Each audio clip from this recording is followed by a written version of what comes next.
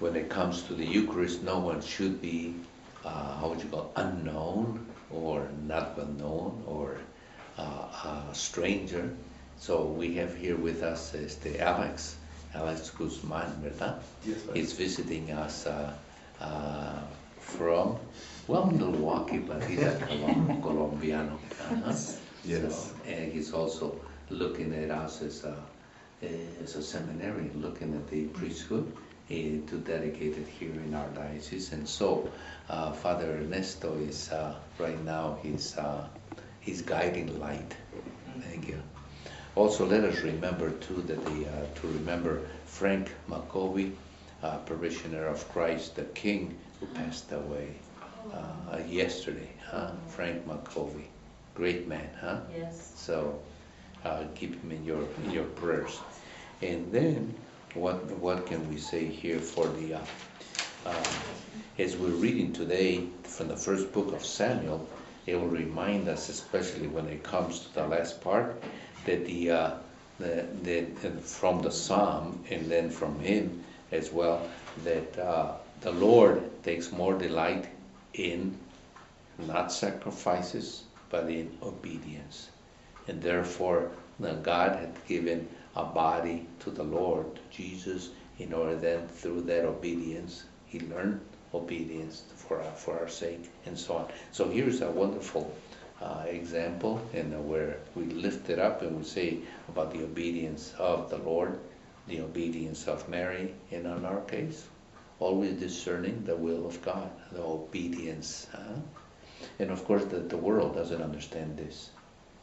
They think that obedience is slavery, but we need to say it. Hey, obedience is total freedom, supreme freedom. Our Lord practiced it. What's wrong with that? Maybe your understanding of freedom is not the right understanding of freedom. And so we have here these wonderful reflections then about obedience is better than sacrifice, and submission than the fat of rams, and so on. So it's really, and of course you can see the whole context in which Samuel spoke to Saul and let him know what is most important lesson to be learned. Yes, sister? The reading yesterday is the perfect introduction to today, because Samuel first becomes aware of the Lord when he goes to Eli, when he hears the call.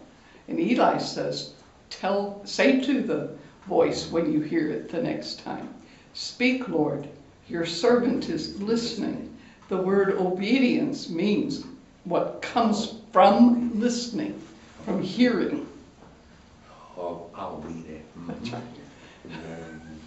So it's a perfect introduction to this whole notion of obedience that God demands rather than sacrifice.